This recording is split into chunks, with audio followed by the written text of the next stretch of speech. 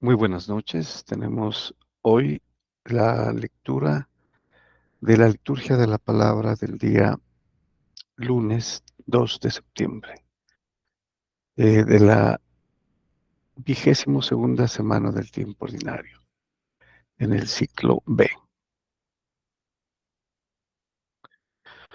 Bueno, tenemos entonces en nuestra pantalla ya el misal.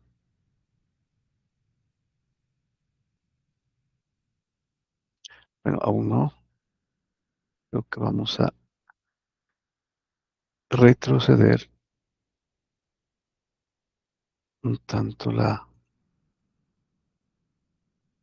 página. Aquí está. No, domingo.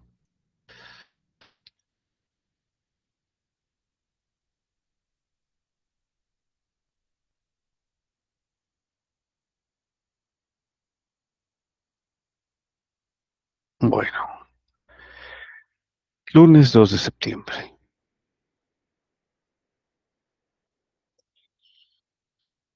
Muy bien, entonces vamos con nuestra primera lectura.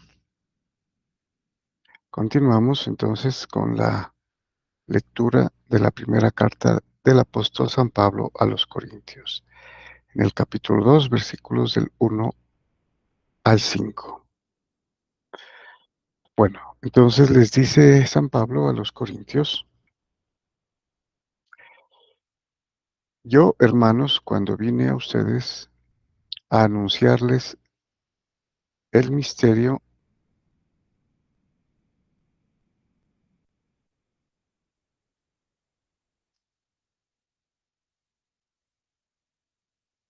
de Dios, no lo hice con sublime elocuencia o sabiduría, pues nunca entre ustedes me precié de saber cosa alguna, sino a Jesucristo y este crucificado. Bueno, aquí lo que se refiere San Pablo es que él no hace ninguna eh, alusión a la sabiduría humana, ¿no? Como la elocuencia, la retórica, ¿no? Con la que él podía haber realizado, ¿no? La predicación, sino que lo hizo solamente con base en Jesucristo y este crucificado, dice.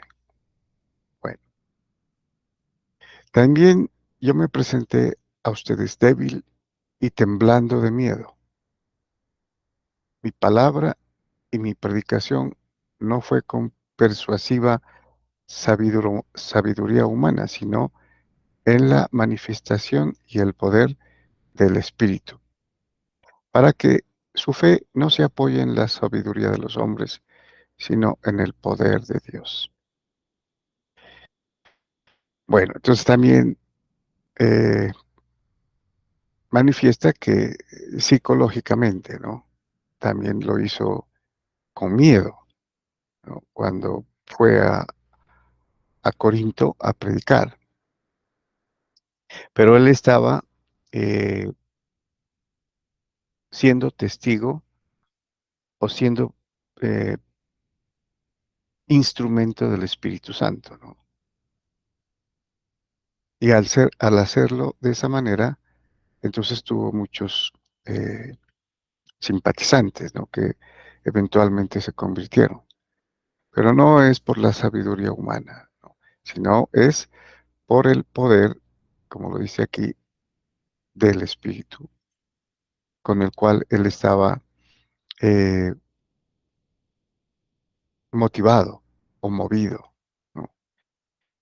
Y además para que no se apoye esto, ¿no? Todo este evangelio, o la predicación, en la sabiduría de los hombres, o la filosofía, como habíamos manifestado en otra sesión, ¿no? La ciencia humana, sino en el poder de Dios, cumpliendo la misión, ¿no? Yendo directamente a la predicación de Jesucristo y este crucificado. Eso le bastó a San Pablo para tener los primeros cristianos en Corinto. Muy bien, vamos seguidamente al Salmo responsorial. Tenemos el Salmo 118, que ya habíamos tocado en alguna otra ocasión. Es el salmo más extenso, ¿no? Eh, de los salmos. Son, creo que 179, si no me equivoco, 179 versículos. Bueno, y la temática del salmo es la alabanza que hace el salmista de la ley, ¿no? De la ley de Dios. Eh, entonces, como pueden darse cuenta, el responso es: cuánto amo tu ley, Señor, ¿no? Como aclamación. Cuánto amo tu ley, Señor. La ley de Moisés se refiere, ¿no? Cuánto amo tu ley. Todo el día la estoy meditando. Tu mandato me hace más sabio que mis enemigos. Siempre me acompaña. Soy más docto que todos mis maestros, porque medito tus preceptos. Entonces se está alabando, ¿no? Aquí, sobremanera, la ley. Aquí viene un cambio. Dice: soy más sagaz que los ancianos porque cumplo tus mandatos. Bueno, aquí habría que observar que una cosa es la ley como un código que era necesario aprendérselo, declararlo, recitarlo, conocerlo y proclamarlo, ¿no? Pero otra cosa es el cumplimiento de la ley. Entonces aquí el, el salmista dice que es más sagaz que los sabios. Los ancianos eran las personas pues, que tenían conocimiento y que supuestamente estaban iluminados, ¿no? Entonces es más sagaz que los ancianos que posiblemente se sabían todos y cada uno de los preceptos, ¿no? de la ley, pero aquí dice que es más sagaz que ellos porque cumple los mandatos. Además, aparto mi pie de toda senda mala para guardar tu palabra. O sea, que no anda por caminos equivocados, ¿no? Que estarían transgrediendo la ley. Se aparta de eso.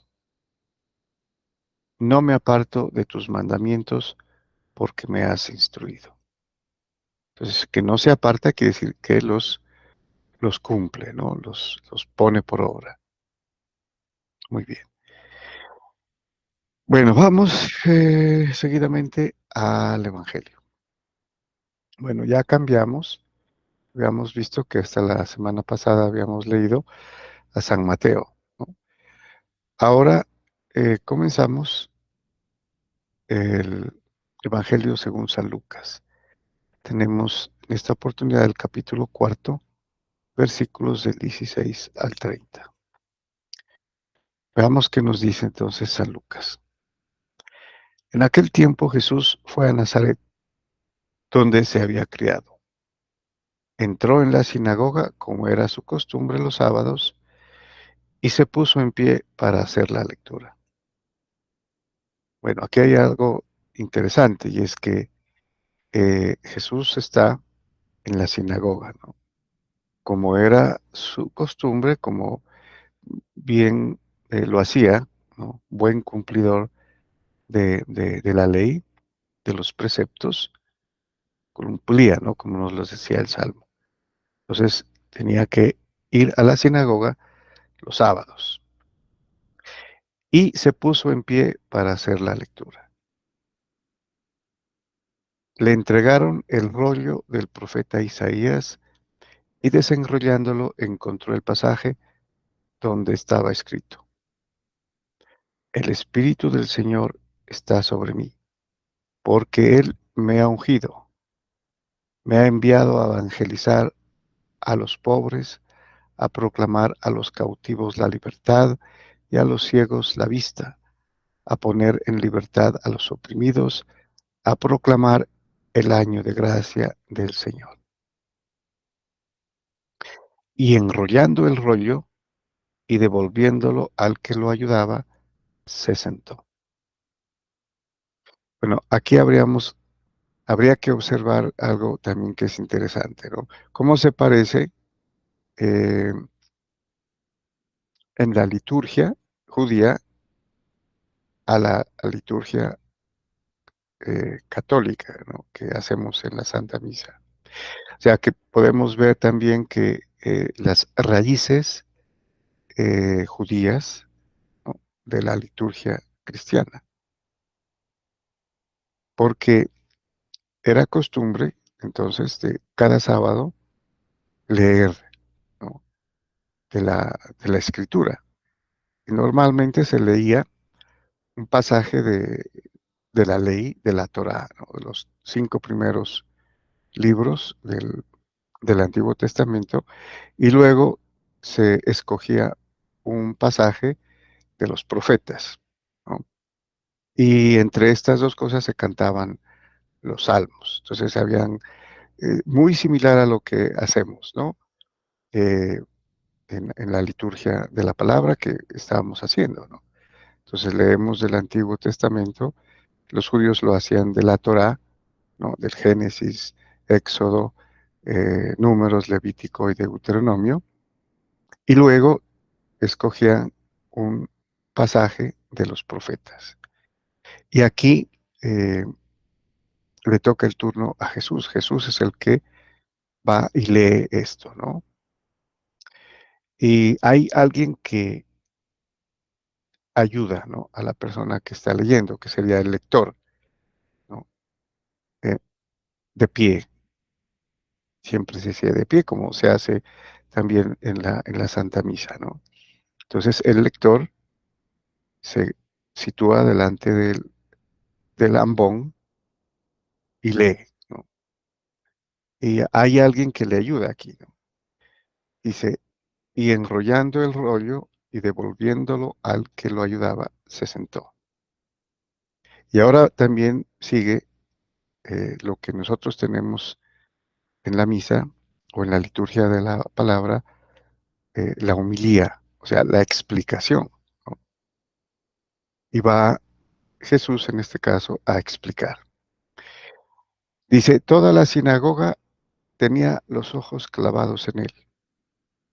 Y él empezó o comenzó a decirles, hoy se ha cumplido esta escritura que acaban de oír. En pocas palabras les dice, esto que acabé de leer es el cumplimiento en este momento de la escritura. ¿Y qué leyó? Leyó el pasaje de Isaías capítulo 61, ¿no? Que es prácticamente un pasaje mesiánico referido al Mesías, ¿no? Entonces se cumple en él, porque el Espíritu del Señor está sobre mí. Es decir, que él está prácticamente empezando a hacerles entender, ¿no? Que él es el profeta que había sido profetizado desde el Antiguo Testamento, ¿no? Por Moisés. Bueno, y la reacción, ¿no? De, de de los que estaban en la sinagoga. Y todos le expresaban su aprobación y se admiraban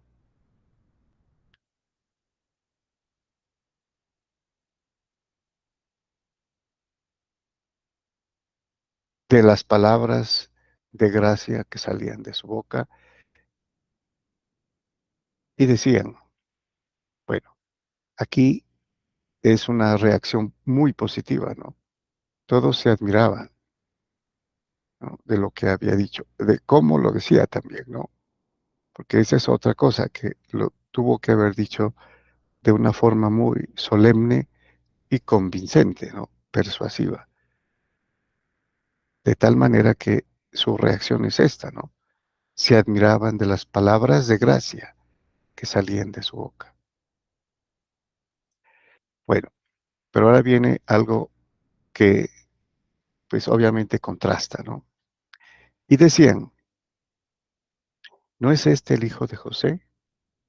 O sea, ya como eh, alguien más, ¿no? Podría ser. Entonces, unos se admiraban de las palabras de gracia, estaban admirados, pero otros decían, ¿no es este el hijo de José? O sea, ¿no es este uno de los nuestros que conocemos? Como en otro pasaje, conocemos a su madre, a su padre, a sus hermanos, ¿no? Pero Jesús les dijo, y aquí viene la respuesta a esa duda que ya empiezan a sembrar, ¿no? Sin duda me dirán aquel refrán, médico, cúrate a ti mismo, y haz también aquí en el pueblo o en tu pueblo lo que hemos oído que has hecho en Cafarnaúm. Y añadió, en verdad les digo que ningún profeta es aceptado en su pueblo. O sea, les está diciendo ya adelantándose, ¿no? A las murmuraciones tal vez que habían. Ningún profeta es aceptado en su pueblo. Nadie es profeta en su pueblo, tenemos el dicho nosotros, ¿no? Continúa Jesucristo diciéndoles, puedo asegurarles que en Israel había muchas viudas en los días de Elías, cuando estuvo cerrado el cielo 3 años y 6 meses, y hubo una gran hambre en todo el país. Sin embargo, a ninguna de ellas fue enviado Elías, sino a una viuda de Sarepta en el territorio de Sidón, que era una, una, una región que no hacía parte de Israel, ¿no? Que eran paganos. Entonces, Elías, el gran profeta Elías, dice, no fue enviado a ningún israelita, no, a ningún judío, sino a una viuda de Sarepta que vivía en el territorio de Sidón. Y continúa, y muchos leprosos había en Israel en tiempos del profeta Eliseo. Sin embargo, ninguno de ellos fue curado, sino Naamán el sirio. Entonces también otro profeta, Eliseo, después de Elías, ¿no? Fue y curó, o fue curado un sirio que tampoco era israelita, ¿no? Que era pagano. ¿Mm? Entonces les da a entender dos casos en los que los profetas, ¿no? Para apoyar el proverbio, ¿no? De que nadie es profeta en su tierra. Obviamente ellos fueron perseguidos, estos dos profetas, ¿no? Hicieron milagros no en Israel o en Judá, sino en otros. O sea, los beneficiarios fueron paganos, ¿no? O gentiles. Entonces, ¿cuál es la reacción? Al oír esto, todos en la sinagoga se pusieron furiosos y levantándose lo echaron del pueblo y lo llevaron hasta un precipicio del monte sobre el que estaba edificado su pueblo, con intención de despeñarlo. Pero Jesús se abrió paso entre ellos y seguía su camino. Bueno, todo esto pues obviamente viene muy a lo que eran los judíos, ¿no? Y en ese caso en la sinagoga, ¿no? Muy probablemente también en Nazaret o en Cafarnaúm. Entonces, el patrón se repite, ¿no? ¿Qué hacían los judíos con los profetas? Matarlos, ¿no? Porque les está diciendo una gran verdad al explicarle esto, ¿no? Sin embargo, esa era la intención, de despeñarlo, ¿no? Como mataban a los profetas, pero todavía no era la hora, ¿no? Y Jesús se abrió paso entre ellos y siguió su camino. Muy bien, muchas gracias y bendiciones.